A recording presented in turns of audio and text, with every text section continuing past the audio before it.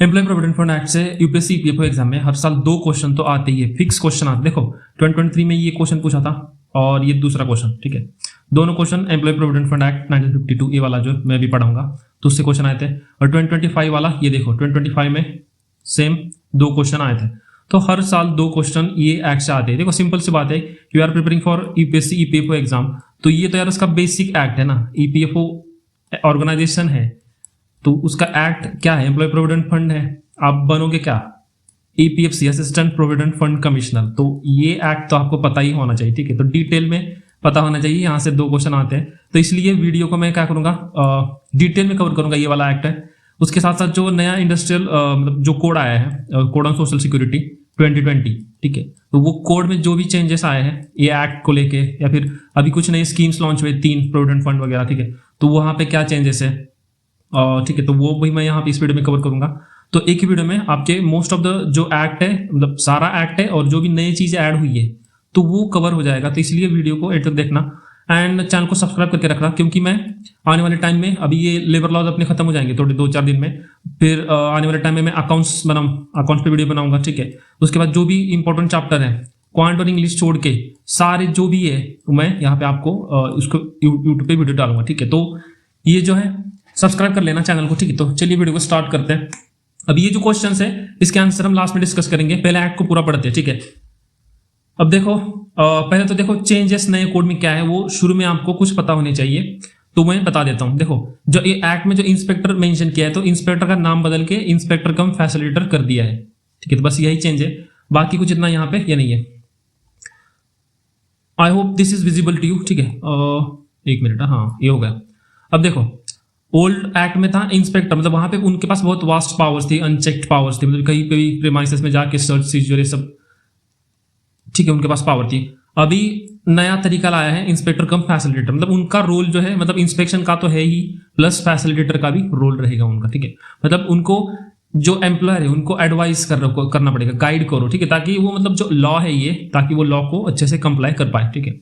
तो थोड़ा सा शिफ्ट हुआ है, एक साइकोलॉजिकल शिफ्ट बोल सकते हो और टर्मिनोलॉजिकल वाला ये।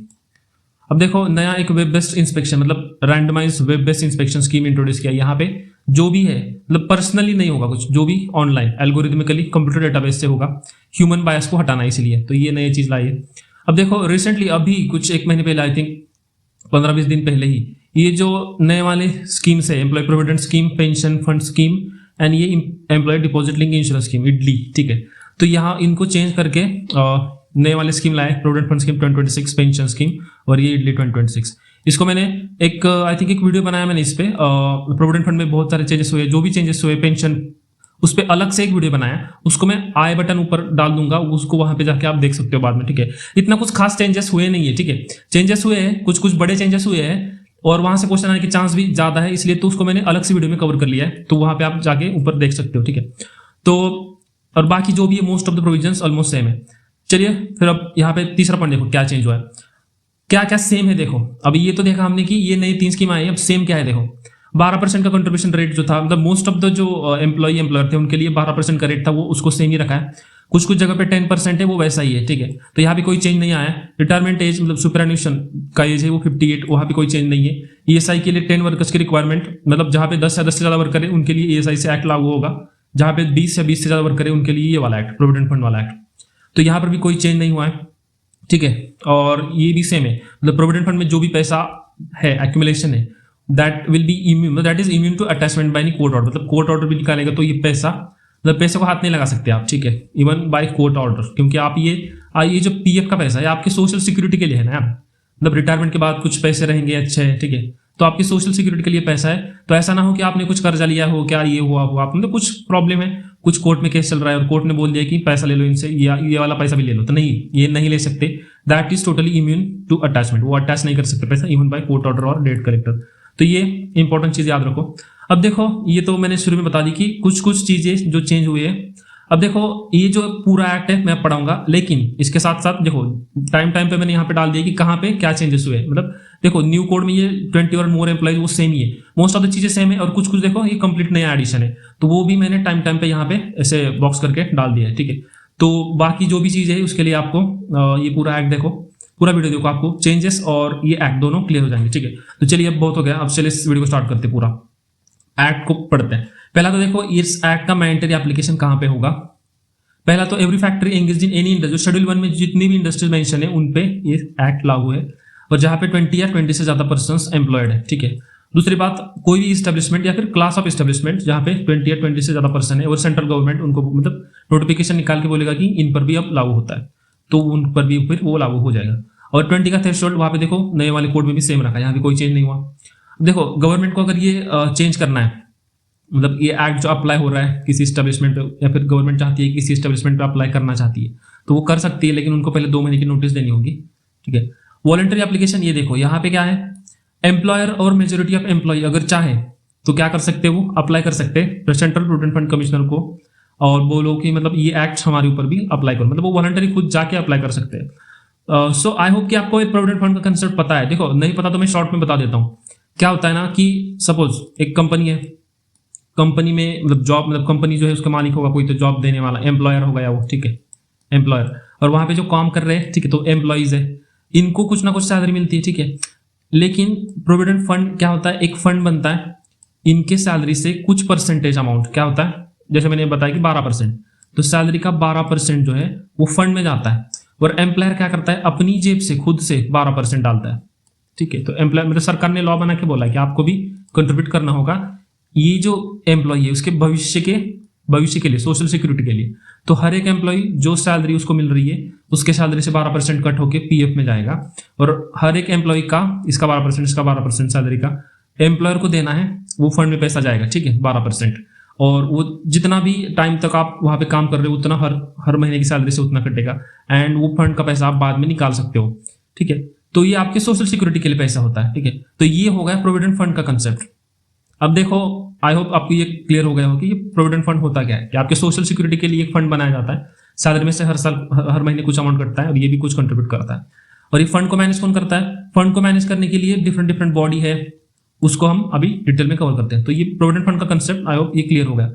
अब देखो ये जो एक्ट यहाँ पे तो मैंने बताया कि जो फैक्ट्री शेड्यूल 1 में लिस्टेड है उन पे ऊपर एक्ट अप्लाई होता है, लेकिन जो नहीं है वो भी क्या कर सकते हैं, वॉलंटरी, मतलब खुद बोल सकते हैं कि यार ये एक्ट हमारे ऊपर भी लागू करो, हम भी ये फंड में मतलब कंट्रीब्यूट करना चाहते हैं, ठीक है। तो ये जो फंड होता है इसको मैनेज करता है, मतलब सरकारी एक क्या होता है, सरकारी बॉडी एक इसको सब रूल्स रेगुलेशंस एडमिनिस्ट्रेशन, तो उसके हिसाब से ये फंड मैनेज होता है, ठीक है। और एम्प्लॉयर अगर चाहे तो वो अपना खुद का फंड भी बना सकता है, ऐसा नहीं कि आपको सरकार वाला जो स्टैट्यूटरी रूल जो उसके ऊपर लागू है उसी में आपको कंट्रीब्यूट करना, ऐसा नहीं है। जो एम्प्लॉयर, लेकिन वहां पर भी कंडीशन है कि कौन से एम्प्लॉयर कर सकते हैं, तो वो आगे है, वहां पर भी क्वेश्चन आने की चांस ज्यादा है। पहला तो ये देखो कि वॉलंटरी एप्लीकेशन, अगर चाहे एम्प्लॉयर और मेजोरिटी ऑफ एम्प्लॉय तो वो क्या कर सकते हैं, मतलब अप्लाई कर सकते हैं। किसको अप्लाई करना है ये याद रखो, सेंट्रल प्रोविडेंट फंड कमिश्नर को, तो फिर एक्ट उन पर अप्लाई होगा।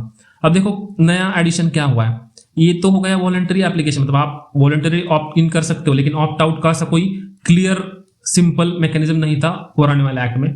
तो नए कोड में उन्होंने क्या किया है, अगर इस्टेब्लिशमेंट वॉलंटरी ज्वाइन करती है तो employer and majority of employ क्या कर सकते हैं, मतलब जॉइंटली अप्लाई कर सकते हैं प्रोविडेंट फंड कमिश्नर को to officially opt out and make employ provident fund rule inapplicable to them. मतलब वो वॉलंटरी जाओ अप्लाई करो, मतलब वॉलंटरी उन्होंने ज्वाइन किया तो क्या कर सकते हैं, अप्लाई करो जो ये प्रोविडेंट फंड कमिश्नर है, और बोल कि we want to opt out of the scheme, तो वो ऑप्ट आउट का क्लॉज डाल दी है। बस इतना ही याद रखना है आपको, ऑप्ट आउट का क्लॉज नए वाले कोड में डाला है। अब जिन पे ये एक्ट लागू है उन पे ये लागू ही रहेगा, इवन उनके मतलब एम्प्लॉय की संख्या 20 से कम हो भी जाए, ठीक है, तो भी आप एक्ट लागू रहेगा, ठीक है। अब देखो कुछ इंपॉर्टेंट डेफिनेशन है, देखो एप्रोप्रिएट गवर्नमेंट की डेफिनेशन, ये सब जो है रेलवे, पोर्ट्स, मेजर पोर्ट जो हो गए, mine, oil field, control industry और एस्टेब्लिशमेंट विद डिपार्टमेंट और branches in more than one state, उनके लिए एप्रोप्रिएट गवर्नमेंट कौन है, सेंट्रल गवर्नमेंट। बाकी सब एस्टेब्लिशमेंट के लिए कौन है, स्टेट गवर्नमेंट है। अब बेसिक वेज का डेफिनेशन देखो, बेसिक वेज में क्या आता है, all cash emoluments earn by employ while on duty या फिर लीव या फिर हॉलीडे विद वेज, ये बेसिक वेज में आता है। एक्सक्लूडेड क्या क्या है, बेसिक वेज से क्या एक्सक्लूडेड, देखो cash value, food concession, dearness allowance, HRA, over time bonus, commission, ये जो है पुराने वाले एक्ट में लिखा है, ठीक है। तो ये जो है ये सारे एक्सक्लूडेड है, लेकिन नया कोड में क्या लिखा है, देखो नया कोड में एक यूनिफॉर्म डेफिनेशन डाली है वेजेस की। तो ये डेफिनेशन जो है बेसिक वेज की, इसको याद बिल्कुल भी रखने की जरूरत नहीं है। एक ही डेफिनेशन याद रखो वेजेस की through out the social security code on social security, एक ही डेफिनेशन है। यहाँ पे बेसिक पे डीए एंड रिटर्निंग अलाउंस है, बाकी सब जो भी है एचआरए बोनस कमीशन वो टाइम वो सब एक्सक्लूडेड है। तो देखो बेसिक वेज की ये वाली इंपॉर्टेंट डेफिनेशन याद रखना, इसको मैं पीडीएफ से हटा दूंगा, ठीक है, इसको याद रखने की जरूरत नहीं है। यहाँ पे देखो पहले के मतलब फर्क मैंने यहाँ पे क्यों डाला ताकि फर्क समझ में आए। देखो डीए जो था, डीए एचआरए दोनों एक्सक्लूडेड थे पहले वाले एक्ट में, अब डीए को डाल दिया है, इंक्लूड किया है यहाँ पे वेजेस में। डीए मतलब डियरनेस अलाउंस, महंगाई भत्ता जो मिलता है, तो वो महंगाई भत्ता हो गया। तो बेसिक पे डीए एंड रिटर्निंग अलाउंस जो है नए कोड में वेजेस की डेफिनेशन में वो हो गई, बाकी सब जो भी एचआरए बोनस कमीशन वो सब एक्सक्लूड है। और यहाँ पे देखो 50% अलाउंस कैप, ये क्या है, इसको कंप्लीटली नया एडिशन है। कभी कभी एम्प्लॉय क्या करता है, ये जो उसको खुद से अपने जेब से 12% जो देने हैं ना, ये कम देने पड़े उसको, इसलिए इसकी वेजेस जो है वो कम रखता है ताकि उसको कम पैसा देना पड़े, है ना। तो ये ऐसा ना हो, इसलिए ये कम से कम 50% अलाउंस का कैप लाया है। मतलब ये जो वेजेस की डेफिनेशन में क्या आ रहा है, बेसिक पे डीए एंड रिटर्निंग अलाउंस, तो जानबूझ के एम्प्लॉयर इसको कम रखेगा, ठीक है। इसको सपोज सैलरी सपोज 80,000 है, जानबूझ के बेसिक पे डीए रिटर्निंग टोटल मिला के 20,000 करेगा और बाकी 60,000 उसको बोलेगा तुम ये लो, एचआरए लो, बोनस लो, कमीशन लो, ओवर टाइम लो, ऐसा होगा। देखो फिर ये जो होगा 50% से ज्यादा हुआ ना, बोनस मतलब कमीशन में जो पैसा मिल रहा है उसको, अलाउंसेस का पैसा है 60,000, वो जो है वो ज्यादा है 50 पर, उसकी ओवरऑल सैलरी जो है 80,000, उसके 50% से ज्यादा है, ठीक है, मतलब 40,000 से ज्यादा है ना 60,000, ठीक है। तो मतलब उसको जो पैसा मिल रहा है कमीशन का, बोनस का, अलाउंसेस, जो भी सारे अलाउंसेस मिला के, तो अलाउंसेस का पैसा आपकी टोटल सैलरी का 50% से ज्यादा नहीं होना चाहिए, ये कैप लगाया है ताकि जो भी, और अगर ज्यादा है पैसा वो 50% से, तो बाकी जो भी है ना वो क्या होगा, वेजेस में ऐड होगा। वही लिखा है यहाँ पे कि अगर जो एक्सक्लूडेड अलाउंसेस है वो 50% से ज्यादा होते हैं आपकी मंथली सैलरी से, तो जो भी एक्स्ट्रा का अमाउंट है वो उसको वेजेस में ऐड करेंगे और फिर उसके ऊपर का जो भी कंट्रीब्यूशन बन रहा है 12%, फिर उसको एम्प्लॉयर को देना होगा, वो फंड में कंट्रीब्यूट करना होगा। तो आई होप आपको ये एग्जाम्पल के साथ मैंने आपको एक्सप्लेन किया है। तो ये दो चीजें इंपॉर्टेंट है, याद रखना। एम्प्लॉयर की डेफिनेशन देखो यार, ये तो फैक्ट्री है तो उसका जो भी ओनर, ऑक्यूपायर, एजेंट है, लीगल रिप्रेजेंटेटिव है, और बाकी एस्टेब्लिशमेंट के लिए जिसकी अल्टीमेट कंट्रोल है उसके ऑफिस पे, वो हो गया एम्प्लॉयर।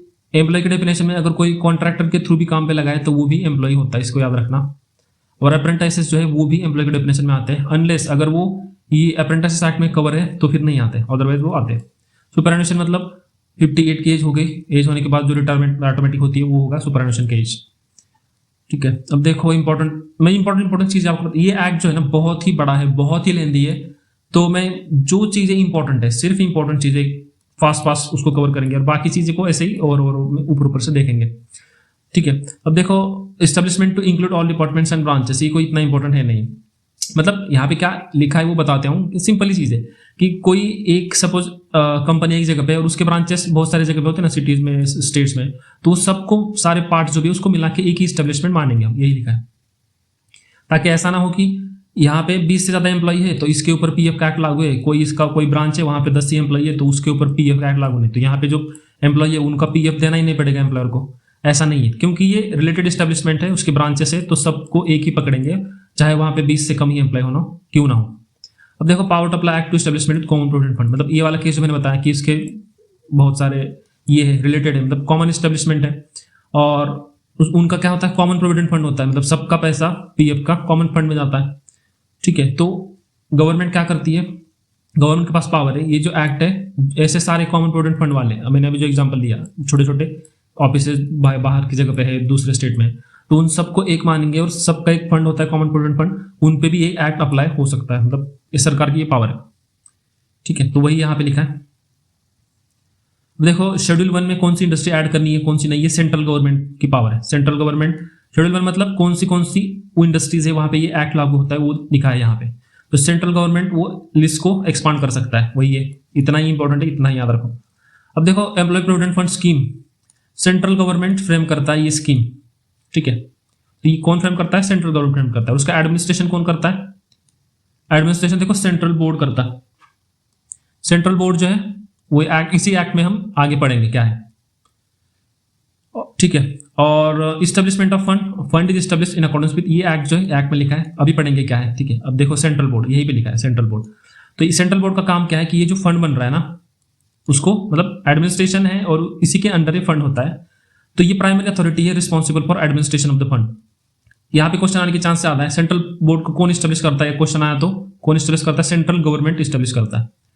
अब सेंट्रल बोर्ड पे क्वेश्चन आया तो कंपोजिशन उसका भी जान लो, मेंबर्स कौन से होते हैं। ये देखो, चेयरमैन वाइस चेयरमैन होता है, दोनों को सेंट्रल गवर्नमेंट अपॉइंट करती है। फिर सेंट्रल प्रोविडेंट फंड कमिश्नर होता है, ये जो होता है वो एक्स ऑफिशियो मेंबर होता है, एक्स ऑफिशियो मेंबर सर्व करता है। तो आप अगर एपीएफसी बन गए, provident fund assistant provident fund commissioner, तो इसका प्रमोशन होते होते कहां तक जाता है, सीपीएफसी तक जाता है। सेंट्रल सबसे बड़ी पोस्ट है ईपीएफओ की, हाईएस्ट। और ये जो पर्सन है वो एक्स ऑफिशियो में, मतलब just because he is CPFC he is ex officio member of this central board, ठीक है। तो इसको याद रखना। देखो, government official not more than 5 persons appointed by central government, मतलब ये जो बोर्ड है यहाँ पे गवर्नमेंट ऑफिशियल भी होते हैं। कितने होते हैं, 5 लोग होते हैं। कौन अपॉइंट करता है, सेंट्रल गवर्नमेंट, इतना ही जानना है। स्टेट गवर्नमेंट के भी रिप्रेजेंटेटिव होते हैं, कितने होते हैं, 15 से ज्यादा नहीं, मतलब मैक्स टू मैक्स 15, ठीक है। ये हो गए। अब देखो, एम्प्लॉयर का रिप्रेजेंटेशन और एम्प्लॉयर्स का रिप्रेजेंटेशन होता है, दोनों के साइड से 10-10 लोग आते हैं, ठीक है। मतलब एम्प्लॉयर के साइड से 10, एम्प्लॉयज के साइड से 10, ये बोर्ड में। अब देखो, administration and account, board administrate the provident fund, pension fund, insurance fund. मतलब ये एक्ट में 3 फंड बनते हैं, provident fund, pension fund and idli वाला इंश्योरेंस फंड। तो इसको मेंटेन करना और ऑडिट कौन करता है इसका, तो कैग करता है, comptroller auditor general of India. तो इसको ये वाला पॉइंट याद रखना कि तीनों फंड है। यहां से क्वेश्चन आ सकता है, कौन ऑडिट करता है, कौन ऑडिट करता है, कैग करता है। क्वेश्चन आने के चांस हाई है, ठीक है। अब देखो, एग्जीक्यूटिव कमेटी, ये कोई इतना इंपॉर्टेंट है नहीं है, इनका काम, ये छोटी बॉडी है और डे टू डे का काम जो होता है, ठीक है, सेंट्रल बोर्ड को असिस्ट करती है उसके काम में, वही है। और यहाँ पर भी ex officio central provident fund commissioner यहाँ पर भी है, ठीक है। और एम्प्लॉयर और एम्प्लॉय की साइड से 3-3 लोग होते हैं यहाँ पे एग्जीक्यूटिव कमेटी में, ठीक है। और ये जो होते हैं सेंट्रल बोर्ड उनको इलेक्ट करता है, वही इंपॉर्टेंट चीज है। और वही यही 3 चीजें जान लो। बाकी चेयरमैन जो होता है इसका, सेंट्रल बोर्ड के जो मेंबर है वो अपॉइंट करते हैं, मतलब मेंबर्स ऑफ सेंट्रल बोर्ड जो होते हैं, इसी में से कोई तो एक चेयरमैन बनता है। अब देखो, स्टेट बोर्ड, अगर सेंट्रल गवर्नमेंट चाहे, मतलब वो कंस्ट्रक्ट करेगी स्टेट गवर्नमेंट के साथ, तो सेंट्रल गवर्नमेंट कॉन्स्टिट्यूट कर सकती है क्या, state board of trustees for that specific state. मतलब हर एक स्टेट का अपना एक स्टेट बोर्ड हो सकता है, लेकिन वो कौन क्रिएट करता है, सेंट्रल गवर्नमेंट क्रिएट करता है, स्टेट नहीं करता, सेंट्रल गवर्नमेंट क्रिएट करता है, इसको याद रखना। लेकिन ये सेंट्रल गवर्नमेंट कैसे क्रिएट करता है, पहले वो कंसल्ट करता है स्टेट गवर्नमेंट के साथ और फिर वो बनाएगा स्टेट बोर्ड। तो ये वाला यहाँ पे कंफ्यूज मत होना। क्वेश्चन अगर आया कि state board constitute by state, मतलब can be constitute by state, तो ऐसा गलत है। स्टेट गवर्नमेंट नहीं कंस्टिट्यूट करता, सेंट्रल गवर्नमेंट कंस्टिट्यूट करता है, बट कंसल्टेशन होता है, वही है। इंपॉर्टेंट चीज सिर्फ बताऊंगा। अब ये जो बॉडी है, that will B body corporate, मतलब इसका अपना एक सील होगा, इसका एक परपेचुअल सक्सेशन होगा, इस पे कोई केस कर सकता है, ये किसी पे केस कर सकता है, तो उसी को बोलते हैं बॉडी कॉर्पोरेट। तो वही लिखा है यहाँ पे। अपॉइंटमेंट ऑफ ऑफिसर्स, देखो ये थोड़ा सा यहाँ पे 1-2 चीज इंपॉर्टेंट है। जो चीफ एग्जीक्यूटिव ऑफिसर होता है, इसको कौन अपॉइंट करता है, सेंट्रल गवर्नमेंट। और सेंट्रल गवर्नमेंट इसी को अपॉइंट करता है, सीपीएफसी जो है उसी को अपॉइंट करता है एज अ सीईओ, वही सीईओ होता है सेंट्रल बोर्ड का, ठीक है। और फाइनेंस के दृष्टिकोण से, मतलब फाइनेंशियल ओवरसाइट के लिए कौन है, financial adviser and chief accounts officer, इसको अपॉइंट करता है सेंट्रल गवर्नमेंट। तो ये जो ऑफिसर है, इसका काम क्या है, सीपीएफसी को काम में मदद करना, असिस्ट करना। अब देखो, कोई भी यहाँ पे अपॉइंटमेंट होती है तो यूपीएससी का कंसल्टेशन इंपॉर्टेंट है। Consultation with UPSC generally mandatory है, ठीक है। लेकिन कहाँ पे एक्सेप्शन है, देखो अगर कोई पर्सन मतलब 1 साल या फिर उससे कम टाइम के लिए यहाँ पे डेपुटेशन पे, तो काम पे आ रहा है यहाँ पे ईपीएफओ में, और वो पर्सन ऑलरेडी आईएएस वगैरह है या फिर सर्विस में है, गवर्नमेंट की सर्विस में, सेंट्रल बोर्ड की ग्रुप ए बी में, और उसका टाइम लिमिट 1 साल से कम है, तो उस केस में कंसल्टेशन इज नॉट रिक्वायर्ड। मतलब 1 साल के अंदर जो अपॉइंटमेंट हो रहा है, मतलब 1 साल के काम उसका 1 साल के कम ही है, ठीक है। मतलब 1 साल से कम ही उतना टाइम वो रहेगा ये ऑर्गेनाइजेशन, तो वहां पे कंसल्टेशन इज नॉट रिक्वायर्ड। तो वही लिखा है। बहुत हो गया यार, चलो आगे। देखो, validity of act and proceeding, मतलब ये जो बोर्ड कमेटी बनी है, यहाँ पे कोई वैकेंसी है या फिर जो भी है, तो उसके वजह से वो जो एक्शन लेंगे वो इनवैलिड नहीं होंगे, वही लिखा है, इतना इंपॉर्टेंट नहीं है। देखो, डिलीगेशन अपना काम किसी और को डेलीगेट कर सकते हैं, एग्जीक्यूटिव कमेटी, फिर जो भी चेयरमैन ऑफिसर है वो क्या कर सकते हैं, डेलीगेट कर सकते हैं, वही लिखा है। इंपॉर्टेंट चीज यहाँ पे ये है, contribution and matters for the scheme. देखो यहाँ पे फाइनेंशियल फाउंडेशन बना है प्रोविडेंट फंड का। देखो एक्ट में क्या लिखा है, एम्प्लॉयर में पे 10% of employees basic veg DA and returning allowance. तो एम्प्लॉयर को कम से कम मतलब अपनी जेब से 10% अमाउंट, सैलरी जितनी भी है उसका कंट्रीब्यूट करना है पीएफ में। तो ये एक्ट में 10% लिखा है, और बाद में यहाँ पे लिखा है गवर्नमेंट चाहे, देखो यहाँ पे लिखा है गवर्नमेंट कैन नोटिफाई मतलब वो सारी इस्टेब्लिशमेंट या फिर क्लास ऑफ इस्टेब्लिशमेंट जहाँ पे जो कंट्रीब्यूशन का रेट है वो 12% होगा। तो कहाँ पे 12% होगा तो सेंट्रल गवर्नमेंट बाद में बताएगी। तो अभी तो मोस्ट जगह पे, मोस्ट इस्टेब्लिशमेंट में 12% है, लेकिन कहीं कहीं पे 10% भी है, तो वही है। और एम्प्लॉय का शेयर जो भी गवर्नमेंट ने मेंशन किया मिनिमम, उतना तो एम्प्लॉय को करना ही पड़ेगा। 12% है तो 12% करना ही पड़ेगा। लेकिन एम्प्लॉय अगर चाहे तो वो ज्यादा कर सकता है, क्या कर सकता है, उस पर कोई ऐसा ये नहीं है। देखो, voluntary higher contribution, employ can choose to contribute more than mandated. जितना गवर्नमेंट ने मैंडेट किया उतना तो देना ही पड़ेगा, उससे ज्यादा वो करना चाहता है तो वो कर सकता है। लेकिन उसने अगर सपोज सरकार ने बोला कि 12% कम से कम करना पड़ेगा एम्प्लॉय एम्प्लॉयर दोनों को, कोई एम्प्लॉय बोलता है कि सपोज मैं 15% करता हूँ, तो वो 15% कर रहा है, तो एम्प्लॉयर को भी कंपल्शन नहीं है कि उसको भी 15% ही करना होगा। उसको जो एक्ट में लिखा है, सरकार ने बोला है 12%, तो वो उतना ही, मतलब कंपल्शन नहीं है, जो एम्प्लॉय जितना देगा उतना ही वो भी देगा, ऐसा उस पर कोई कंपल्शन नहीं है। वो चाहे तो 12% भी रख सकता है।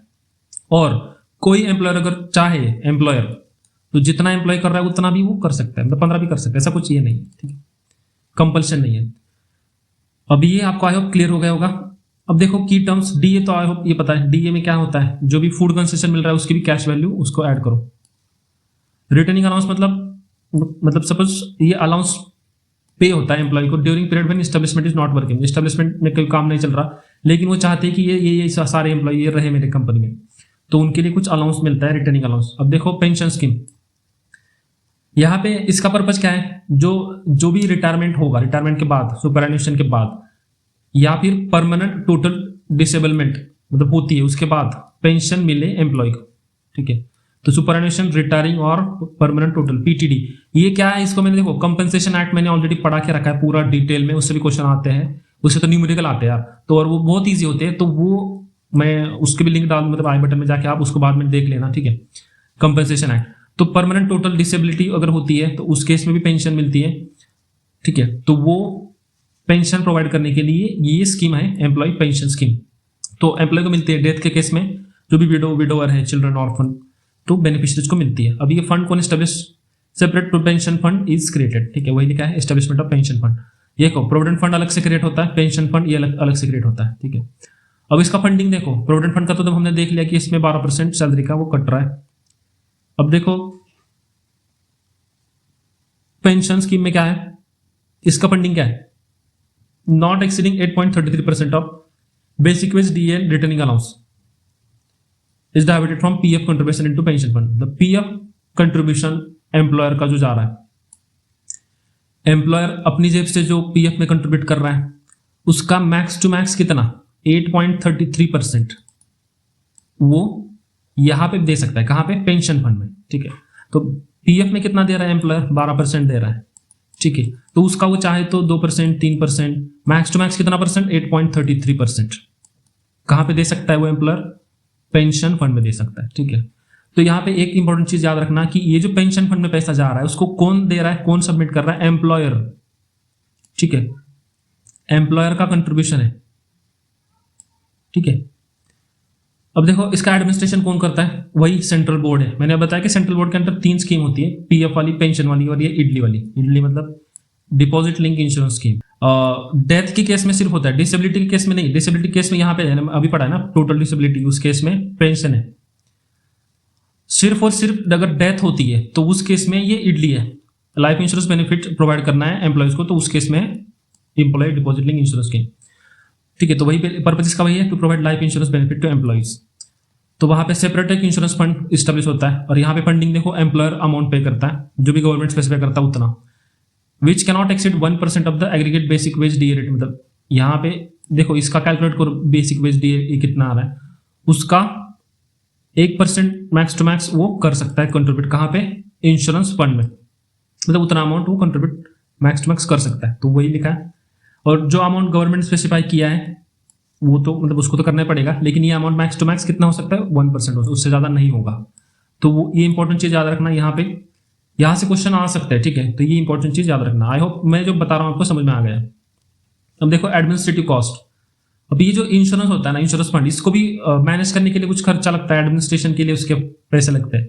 तो वो जो पैसे देते हैं कौन देता है, एम्प्लॉयर ही देता है। तो employer must pay additional sum to cover that administration cost, ठीक है। ये तो पेंशन का तो उसको देना ही देना है, ठीक है, जो गवर्नमेंट बोले उतना, मैक्स टू मैक्स 1% से ज्यादा नहीं, ये तो देना ही है उसको, लेकिन इसके अलावा ये फंड को एडमिनिस्टर करने के लिए भी कुछ पैसा देना पड़ता है, ठीक है। तो वो कौन देगा? एम्प्लॉयर देगा, अपनी जेब से देगा। वो ऐसा नहीं कि मतलब एम्प्लॉय से मांग के दे रहा है, एम्प्लॉयर को देना पड़ेगा वो एडिशनल जो भी खर्चा हो रहा है।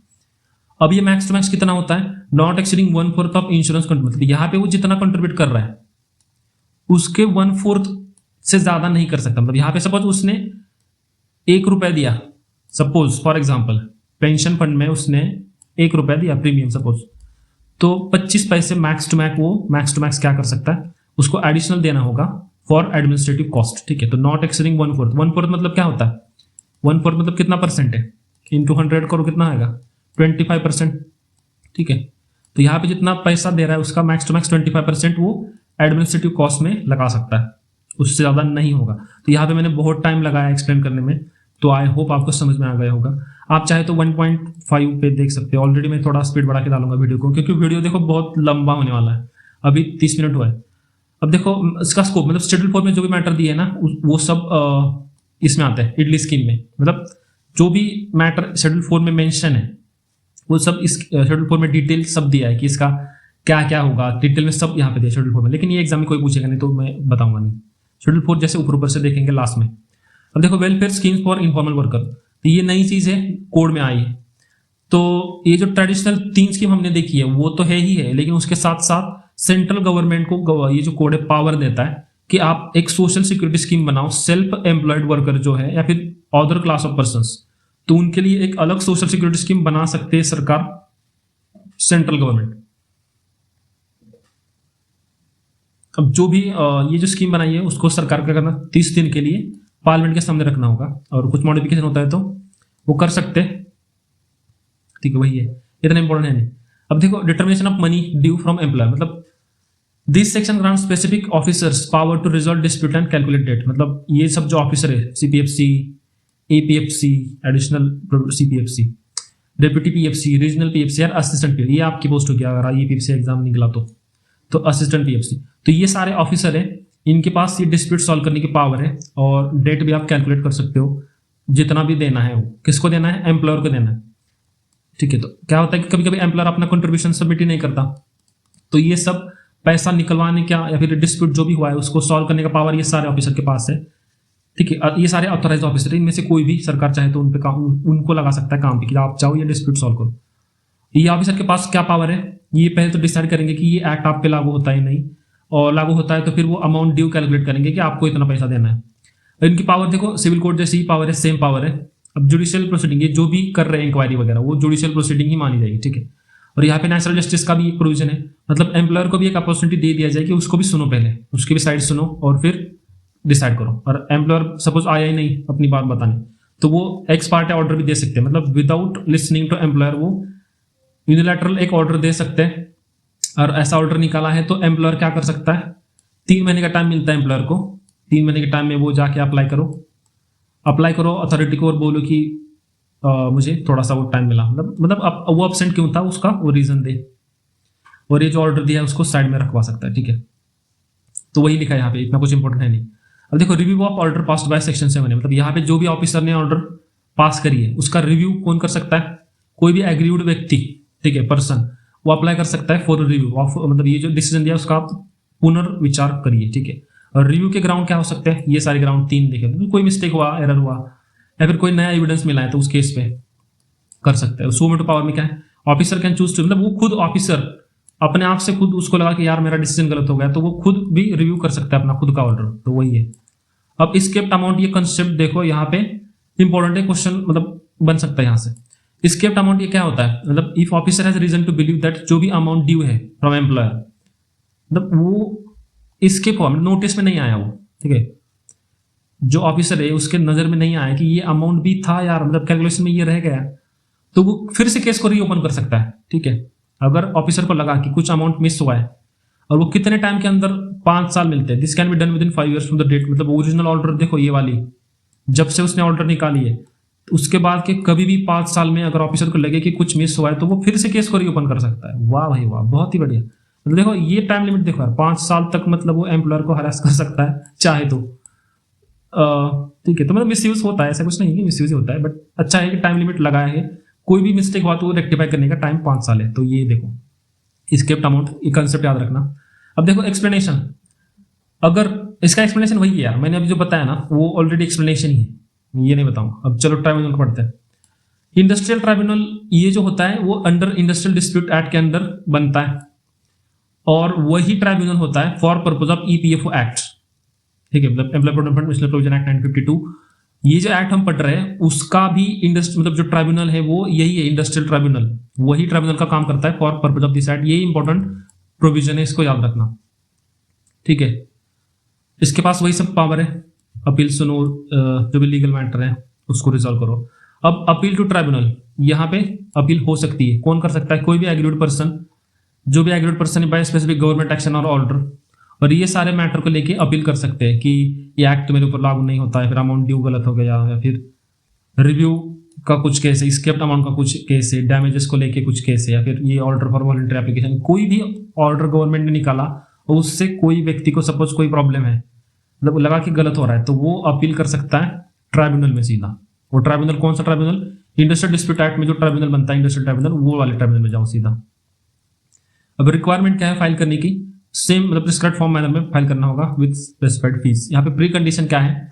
देखो जो भी डिस्प्यूटेड अमाउंट है ना उसको आपको, देखो अभी पहले 75% अमाउंट जब सबमिट करना पड़ता था तभी आप अपील कर सकते हो यहाँ पे ट्राइब्यूनल में, लेकिन ये 75% को अब कम करा के 25% करा। यहाँ से क्वेश्चन बनेगा ही बनेगा, 100% क्वेश्चन आएगा यहाँ पे, मुझे क्यों लग रहा है पता नहीं। यहाँ से क्वेश्चन आने के चांस ज्यादा है, क्योंकि देखो यहाँ पे चेंज हुआ है, जहां पे चेंज हुआ है वो ऑटोमेटिकली एग्जाम के लिए इंपॉर्टेंट बन जाता है। अगर कोई एम्प्लॉयर वो दुखी है कोई ऑर्डर से और उसको अपील करना है इंडस्ट्रियल ट्राइब्यूनल में, तो उसको पहले 70 जितना भी डिस्प्यूटेड अमाउंट है, जो भी अमाउंट डिटरमाइन किया अंडर सेक्शन 7 है, उसका 75% सबमिट करना पड़ता था, ठीक है। अभी उसको कम करा के कितना गया? 25% ऑफ डिस्प्यूटेड अमाउंट उसको सबमिट करना है, ठीक है। तो ये याद रखो, तभी वो अपील कर पाएगा। तो अमाउंट कम किया क्यों? क्योंकि जो एम्प्लॉयर है उसका फाइनेंशियल बर्डन थोड़ा कम हो जाएगा, ठीक है। मैंडेटरी प्री डिपॉजिट फी जो है कम की है, तो वही है, ठीक है। अब देखो प्रोसीजर ऑफ ट्राइब्यूनल, ट्राइब्यूनल है इसका क्या प्रोसीजर होता है? पहला तो ये अपना प्रोसीजर खुद रेगुलेट करते हैं, ठीक है, मतलब उनको उतना इंडिपेंडेंस दिया है, अपना खुद आप रेगुलेट करो। और उनकी देखो जो भी मतलब ये जो ट्राइब्यूनल है वो सेम पावर है जैसे ऑफिसर को पावर होती है अंडर सेक्शन 7 है, मतलब सिविल कोर्ट वाली सेम पावर है, ठीक है। तो वही है, और सिविल कोर्ट का स्टेटस भी है that deemed to be civil court, ठीक है। तो वही है प्रोसीजर ऑफ ट्राइब्यूनल में, ये याद रखना, deemed to be civil court. अब देखो ऑर्डर्स ऑफ ट्राइब्यूनल, यहाँ पे क्या है? This section defines actions tribunal can take after hearing an appeal, मतलब अपील उसने सुन लिया उसके बाद वो क्या क्या एक्शन ले सकता है, मतलब जो ओरिजिनल ऑर्डर है उसको वही रखो, कंफर्म करो, या फिर मॉडिफाई करो, या फिर कैंसिल करो, या फिर अपना डिसीजन दे दो और बैक करो, केस को फिर से रेफर करो बैक, ओरिजिनल अथॉरिटी के पास भेज दो, तो ये सब कर सकता है, इतना इंपॉर्टेंट है नहीं। रेक्टिफिकेशन ऑफ मिस्टेक, और ट्राइब्यूनल भी अगर कुछ मिस्टेक हुई तो उसको भी रेक्टिफाई कर सकता है। वहां पर भी देखो टाइम लिमिट 5 साल का दिया है, ठीक है। तो ऑफिसर को भी 5 साल का टाइम है, ट्राइब्यूनल को भी 5 साल का टाइम। अब यहाँ पे प्रोटेक्शन फॉर एम्प्लॉयर क्या है? अगर अमेंडमेंट की वजह से एम्प्लॉयर की लायबिलिटी बढ़ रही है, अमाउंट ड्यू बढ़ रहा है, तो ट्राइब्यूनल को पहले नोटिस देना होगा उसको, एम्प्लॉयर को, और एक रीजनेबल अपॉर्चुनिटी देनी होगी, उसकी बात सुनो पहले। अब देखो न्यू कोड में मैंने वही ऑलरेडी मैंने 5 साल डाल दिया है कि स्ट्रिक्ट 5 साल लिमिटेशन पीरियड इंट्रोड्यूस किया है। Government is legally barred from starting inquiry और असेसमेंट, अगर 5 साल कंप्लीट हुए तो उसके बाद आप कोई इंक्वायरी असेसमेंट नहीं कर सकते फ्रॉम द डेट डिस्प्यूट और ड्यू बिकम आउटस्टैंडिंग, ठीक है। तो ये इंपॉर्टेंट चीज याद रखो, यहां से भी क्वेश्चन पूछ सकते, इंपॉर्टेंट है, जो भी नई चीज है वो ऑटोमेटिक इंपॉर्टेंट है। नो डेडलाइन और मेंटेन, देखो यहाँ पे क्या है, पहले वाले एक्ट में इन्वेस्टिगेशन जो करते थे पीएफ कमिश्नर वो बहुत साल तक चलता रहता था, कोई लीगल डेडलाइन नहीं मेंशन करी थी। अब वहां पे डेडलाइन मेंशन करिए, जो भी आप कर रहे हो, ठीक है, इंक्वायरी, वो तो डे टू डे बेसिस पे करना चाहिए आपको as far as practicable, and वो सब जो भी मैटर है उसको सुलटा दो, 2 साल के अंदर मैटर को आपको सॉल्व करना है, ठीक है। Completed, that must be completed with in strict timeline of 2 years, 2 साल के अंदर जो भी है उसको सॉल्व करना पड़ेगा। मैक्स टू मैक्स आपको 1 साल का एक्सटेंशन मिल सकता है, उससे ज्यादा नहीं। वो भी मिलेगा कब? सीपीएफसी से आपको अप्रूवल लेना पड़ेगा, तो मैक्सिमम एक्सटेंशन 1 साल का है, वैसे तो टाइमलाइन स्ट्रिक्ट 2 साल का है, ठीक है। तो ये इंपॉर्टेंट चीज है, इससे क्वेश्चन 100% आएगा, मुझे लग रहा है ऐसा, इंपॉर्टेंट है। अब देखो deposit of amount due and filing appeal, यहाँ पे क्या है? मतलब to prevent employer from using appeal process merely to delay payments, यहाँ पे सेक्शन क्या करता है? एक स्ट्रिक्ट फाइनेंशियल रिक्वायरमेंट डालता है, मतलब एम्प्लॉयर कभी कभी फालतू में, मतलब केस चल रहा है तो उतना टाइम उनको मतलब पेमेंट नहीं करना, तो जानबूझ के वो डिले करने के लिए ऐसा कर सकते हैं। तो ऐसा ना हो इसलिए यहाँ पे मैंडेटरी डिपॉजिट का प्रोविजन डाला है। ट्राइब्यूनल जो है वो एंटरटेन नहीं करेगा, ये तो मैंने ऑलरेडी एक्सप्लेन किया है। मैंडेटरी डिपॉजिट का प्रोविजन देखो 75% से कम करा के उसको कितना किया है, 25% कम किया है। कहाँ पे बताया मैंने, यहाँ पे ऊपर ही बताया अभी, जस्ट 25% कर दिया है। तो ये वही है, मैंडेटरी डिपॉजिट वाला ही कंडीशन है, सेम है, लेकिन उसको कम किया है। अब देखो डिस्क्रिशनरी वेवर, मतलब ये तो हट चुका है पूरा, ये प्रोविजन हट चुका है, उसकी जगह पे 25% आ गया है। ठीक है, 25% आ गया, ये याद रखना। ठीक है, इसको मैं ऐसे कर दूंगा एक्ट में, आपको पता चल जाएगा। आपने पूरा देख रहे हो तो आपको ऑटोमेटिक याद हो जाएगा कि ये कम हो गया, 25 हुआ है। अब देखो इंटरेस्ट पेएबल बाय एम्प्लॉयर, मतलब डिले अगर करता है कोई एम्प्लॉयर जानबूझ के, तो उसको इंटरेस्ट देना होगा। कितना? सिंपल इंटरेस्ट 12% पर एनम के हिसाब से। इंपॉर्टेंट है, फैक्ट है, यहां से क्वेश्चन आ सकता है। जो भी फैक्ट है वहां से क्वेश्चन आ सकता है। तो देखो recovery of money by employer and contractor, यहां पे क्या लिखा है, जो प्राइमरी एम्प्लॉयर है वो कंट्रीब्यूशन पे करेगा। ठीक है, और जो भी एडमिनिस्ट्रेटिव चार्ज है वो पे करेगा। For an employ hired through contractor, they, अगर प्राइमरी एम्प्लॉयर पे कर रहा है, they can recover that money from contractor, मतलब वो पैसा कॉन्ट्रैक्टर से वो रिकवर कर सकता है। ठीक है, क्योंकि वो प्राइमरी एम्प्लॉयर है, उसने काम किसी कॉन्ट्रैक्टर को दिया है, तो वो पैसे भी कॉन्ट्रैक्टर से रिकवर कर सकता है, वही लिखा है। अगर कॉन्ट्रैक्टर चाहे तो वो पैसा एम्प्लॉयज पोर्शन से कट कर सकता है। लेकिन ये कौन सा पैसा है? कंट्रीब्यूशन का पैसा, मतलब एम्प्लॉय का जो कंट्रीब्यूशन होता है वो वाला पैसा है। ठीक है, बाकी कुछ नहीं। मतलब सिंपल सी चीज है कि एम्प्लॉय का जो शेयर है वो एम्प्लॉय देगा अपनी जेब से, एम्प्लॉयर का जो शेयर है वो एम्प्लॉयर देगा अपनी जेब से। बाकी कोई अब एक दूसरे का जेब से कुछ नहीं एक्स्ट्रा निकालेगा, वही है।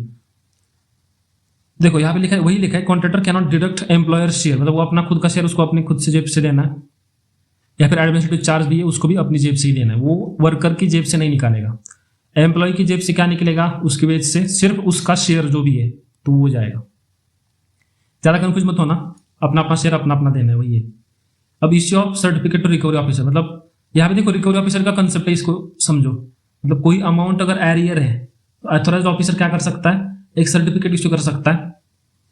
मतलब वहां पे लिखो कि कितना डेट लेना है, मतलब कितना डेट है, और वो जाएगा सर्टिफिकेट रिकवरी ऑफिसर के पास, और रिकवरी ऑफिसर वो पैसा रिकवर कर सकता है, इसलिए तो उसको बोलते हैं रिकवरी ऑफिसर। रिकवरी ऑफिसर का काम ही है रिकवर करना। तो रिकवरी ऑफिसर का पावर देखो कितनी है, चाहे तो प्रॉपर्टी वो अटैच कर सकता है, सेल कर सकता है, एम्प्लॉयर को अरेस्ट कर सकता है, और दूसरा रिसीवर को भी अपॉइंट कर सकता है। देखो यहाँ पे क्या है, recovery must first B attempted against property of establishment, जो कंपनी है उसकी प्रॉपर्टी के अगेंस्ट पहले रिकवरी देखो, और वहां पे कम पड़ रहा है तो एम्प्लॉयर की पर्सनल प्रॉपर्टी में से भी रिकवरी हो सकती है। तो इस चीज को याद रखना। अब रिकवरी के देखो बहुत सारे तरीके, देखो यहाँ पे अभी ये देखो अदर मेथड्स ऑफ रिकवरी, यहाँ पे देखो क्या है, सपोज किसी बैंक है, सपोज कोई, और बैंक वो जो बैंक को जो कुछ पैसे देने हैं एम्प्लॉयर को सपोज, तो अगर रिकवरी करनी है तो वो रिकवरी ऑफिसर बैंक को बोलेगा कि आप एम्प्लॉयर को मत पैसे दो, जो भी आपको उसको पैसे देने वो हमको दे दो, क्योंकि उसने हमारे पैसे डुबाए, हमको पैसे नहीं दिए, पीएफ का पैसा नहीं दिया। तो वही है थर्ड पार्टी रिक्विजिशन। और अगर उसका बैंक में कोई जॉइंट अकाउंट है, ठीक, कोई दूसरा व्यक्ति एक है और उसका भी अकाउंट है, तो उसका जो भी आधा अमाउंट है बैंक उसको ले सकता है। ठीक है, अब देखो bank, post office, insurance must comply with this notice, मतलब ये जो नोटिस निकाल रहा है तो उसको बैंक इस सबको नोट मतलब कंप्लाई करना होगा, वही लिखा है। और कोई थर्ड पार्टी फेल होता है, ये ऑर्डर मतलब जो ऑर्डर निकाला है उसको कंप्लाई नहीं करता, तो उनको भी बोलेंगे कि they are also party to the default, they are deemed to be an employer in default. उनको मतलब बैंक का भी, बैंक जो है वो भी बोलेंगे कि आप भी डिफॉल्टर हो। ठीक है, देखो application of the income tax act, मतलब जो second third schedule income tax act का है, एंड इनकम टैक्स ये रूल्स है, ये भी अप्लाई होते हैं to EPF recoveries with necessary modification. तो वही, इसको बस देख लेना। अभी ये देखो पावर टू रिकवर डैमेजेस, यहाँ पे this section penalises employer who delay their PF contribution, जो एम्प्लॉयर अपना पीएफ कंट्रीब्यूशन डिले कर रहा है उनको पेनलाइज करने का पावर है। तो सेंट्रल बोर्ड के पास पावर है, किसके पास पावर है? Central board is now empowered to reduce और वेव डैमेजेस। अगर कोई रिहैबिलिटेशन प्लान बना है या फिर रीपेमेंट प्लान बना है under IBC, insolvency bankruptcy code, ठीक है, एम्प्लॉयर कोई बैंकरप्ट हुआ है और उसका कोई रिहैबिलिटेशन वाला प्लान चल रहा है, तो उस केस में सेंट्रल बोर्ड अगर चाहे तो उसके जो भी डैमेजेस है उसको रिड्यूस कर सकता है या पूरा वेव भी कर सकता है। तो ये नई चीज कोड में लाई है, इसको इंपॉर्टेंट है। अब देखो यहाँ पे सुप्रीमेसी ऑफ द स्कीम, मतलब बाकी सपोज कोई इनकम टैक्स रूल ये सब स्कीम है, तो स्कीम के प्रोविजन इफेक्टिव रहेंगे और वो वाइट नहीं रहेंगे, तो वही है। अब देखो प्रोटेक्शन अगेंस्ट अटैचमेंट, यहाँ पे क्या है, ये इंपॉर्टेंट चीज है। सपोज एम्प्लॉय ने, ये जो है एम्प्लॉय का रिटायरमेंट सेविंग है ना, सोशल सिक्योरिटी स्कीम है, इसको पीएफ का जो पैसा मिल रहा है सोशल मतलब उसके रिटायरमेंट सेविंग के लिए मिल रहा है, तो उसको कोई सीज ना कर दे, मतलब कोर्ट ऑर्डर, ये तो मैंने शुरू में बताया ऑलरेडी पहले एक बार, तो उसके लिए उसको प्रोटेक्शन मिलता है। तो ये जो मनी है can not be taken for debt, मतलब ये पैसा you can not legally use it as a collateral for loan, मतलब इसका पीएफ का पैसा जो है उसको कोलैटरल रख के आप लोन नहीं ले सकते या फिर प्रॉमिस नहीं कर सकते। It is not liable to attachment, मतलब उसको अटैच भी नहीं सकता, कोर्ट ऑर्डर भी इस पैसे को अटैच नहीं कर सकता, ठीक है। टू सीज एंड पे ऑफ अदर डेट, जो भी आपने कर्जा लिया है वो देने के लिए भी ये पैसे से इसको पैसे को हाथ नहीं लगाते पीएफ का पैसे को, ठीक है, वो प्रोटेक्टेड रहता है। आप बैंकरप्ट भी हो गए, इंस्टॉलमेंट भी हो गए, तो उस केस में भी आपका ये जो पीएफ का पैसा है कोई भी ऑफिशियल क्लेम नहीं कर सकता आपके पीएफ के फंड बैलेंस है उसको, एंड उसको लेके आपके कर्जे नहीं चुका सकता, ये इंपॉर्टेंट चीज याद रखना। फिर प्रोटेक्शन फॉर योर फैमिली, मतलब नॉमिनीज, जो अगर सपोज कोई व्यक्ति की डेथ होती है तो उस केस में जो पैसा है वो नॉमिनी को मिलता है, मतलब वो नॉमिनी की प्रॉपर्टी बन जाती है, तो सेम प्रोविजन है, मतलब उसको भी कोई डेट या लायबिलिटी है सपोज, उससे फ्री ही रहेगा वो पैसा, वो पैसे को कोई हाथ नहीं लगा, इवन कोर्ट अटैच भी नहीं कर सकता उसमें। ब्रॉड एप्लीकेशन वही है, समरी मतलब यहाँ पे डाल दिया मैंने, इसका मतलब क्या है, सही वही है जो मैंने अभी एक्सप्लेन किया। देखो priority of payment of contribution, मतलब एम्प्लॉयर है, एम्प्लॉयर सपोज डिफॉल्ट हो गया, उसने पैसे नहीं दिए, तो उसको बैंक को भी पैसा देना है, सपोज बहुत सारे लोगों को पैसा देना है, लेकिन उसको सबसे पहले अगर किसी को पैसा देना है तो एम्प्लॉय अपने एम्प्लॉय का प्रोविडेंट फंड का पैसा देना है, मतलब उसको प्रायोरिटी मिलेगी।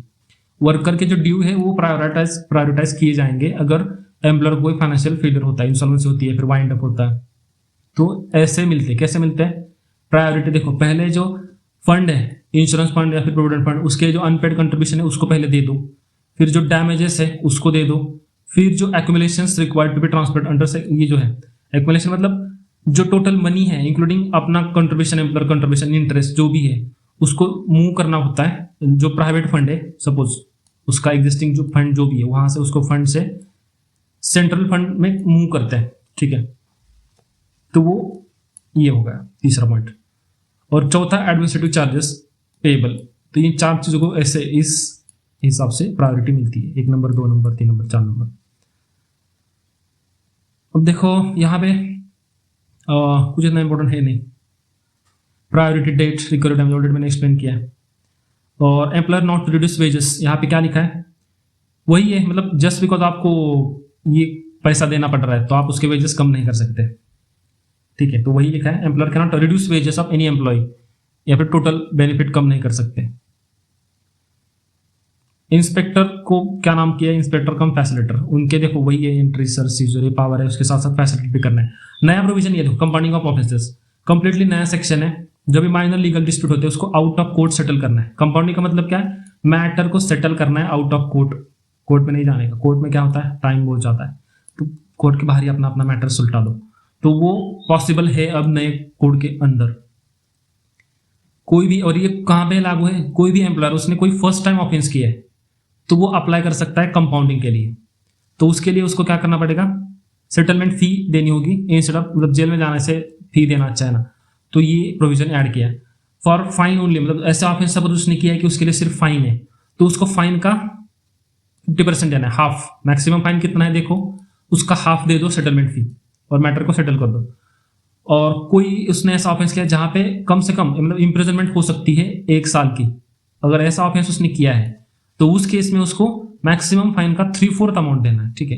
तो ये 2 चीजें याद रखना, यहाँ से क्वेश्चन आने के चांस बहुत ज्यादा है, क्योंकि कंपाउंडिंग ये पूरा नया सेक्शन ऐड किया है, माइनर लीगल डिस्प्यूट को सेटल करना है आउट ऑफ कोर्ट, सिर्फ फाइन वाला ऑफेंस उसने किया है जहाँ पे सिर्फ फाइन लगता है वहां पे मैक्सिमम फाइन का आधा देना है उसको, अगर उसने ऐसा ऑफेंस किया कि वो जेल भी जा सकता है 1 साल तक तो उसको 3/4 अमाउंट देना है मैक्सिमम फाइन का। ये 2 चीजें याद रखना, 3 चीजें। अब देखो पावर टू डिफर और रिड्यूस, यहाँ पे क्या है, ये भी कंप्लीट ब्रांड न्यू सेक्शन है, नेशनल इमरजेंसी को डील करने के लिए इसको लाया गया है।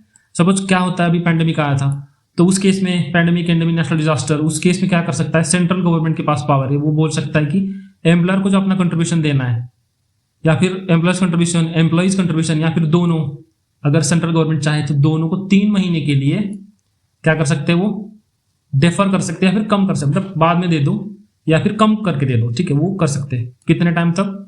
3 महीने एट अ टाइम, ठीक है। तो ये 3 महीने, और ये पावर इमरजेंसी वाला पावर टू डिफर और रिवर्स, याद रखना। और कौन कर सकता है? Central government. अब देखो पेनल्टीज में क्या चेंज हुआ है, सिर्फ इतना सेक्शन पढ़ेंगे अब, बाकी मुझे नहीं लगता कुछ इतना इंपॉर्टेंट बचा है अभी, जो बचा है मैं फास्ट फास्ट कवर कर लूंगा, ठीक है। पेनल्टीज में क्या चेंज हुआ है? पेनल्टीज में ओल्ड वाले देखो 5-10 हज़ार की पेनल्टी, उसको बढ़ा के अभी मैंडेटरी मिनिमम इंप्रिजनमेंट 1 साल किया है एंड फ्लैट फाइन 10 लाख रुपए का फाइन लगा है, और जनरल डिफॉल्ट के लिए 50,000 रुपए का फाइन है, ठीक है। तो ये जो 1 साल और 10 लाख ये किसके लिए है? अगर एम्प्लॉयर अपना एम्प्लॉय का शेयर पीएफ कंट्रीब्यूशन वो डिडक्ट करता है, लेकिन वो डिपॉजिट नहीं करता गवर्नमेंट को, मतलब उसने पैसा तो काट लिया एम्प्लॉय का, वर्कर्स का, लेकिन उसने गवर्नमेंट को पैसा जमा नहीं किया जाके गवर्नमेंट के पास, वो फंड जो बनाए ना उसमें, तो उस केस में कम से कम उसको मैंडेटरी 1 साल की जेल हो सकती है, मिनिमम इंप्रिजनमेंट 1 साल एंड 10 लाख का फाइन, और बाकी कोई ऑफेंस होता है तो 50,000 रुपए का फाइन, ठीक है। और ये जो सारे प्रोविजन है पुराने वाले एक्ट में है ये, ठीक है। ये इतना मतलब इस पर कोई क्वेश्चन आएगा ऐसा मुझे तो नहीं लगता कि इस पर कोई क्वेश्चन आएगा।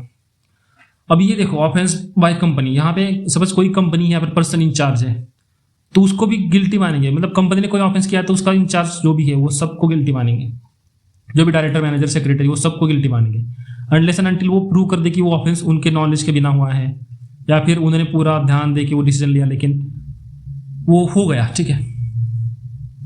अब देखो enhance punishment and legal procedure, ये ऑलरेडी मैंने पनिशमेंट एनहांस्ड जो है बताया है, इसको इतना इंपॉर्टेंट मत देना। अब देखो कॉग्निजेबल ऑफेंस क्या है, देखो डिफॉल्ट इन पेइंग कंट्रीब्यूशन और मतलब कॉग्निजेबल का मतलब सीरियस ऑफेंस होता है, आपको विदाउट वारंट जेल हो सकती है, police can arrest without warrant, तो कॉग्निजेबल है। आपने कंट्रीब्यूशन देने में डिफॉल्ट कर गया तो वो कॉग्निजेबल है। और power to recover damages already मैंने डिस्कस किया इसको, सीपीएफसी और बाकी ऑथराइज्ड ऑफिसर उसको रिकवर कर सकते हैं, ठीक है। ये सबसे इंपॉर्टेंट प्रोविजन है, इस पे ऑलरेडी क्वेश्चन आ चुका है। ये जो एक्ट है वो कहां कहां पे अप्लाई नहीं होता, ये देखो cooperative societies act does not apply to society registered under cooperative societies act if they employ fewer than 50% and work without aid of power, मतलब वो विदाउट एड ऑफ पावर के काम कर रहे हैं और 50 से कम वहां पे काम कर रहे लोग, ठीक है। अगर ऐसी कोई कोऑपरेटिव सोसाइटी है तो उनपे ये PF employ provident fund act है उन पे लागू नहीं होता। ये पूछा था, ये तो फर्स्ट क्वेश्चन का आंसर हो गया अपना, ठीक है।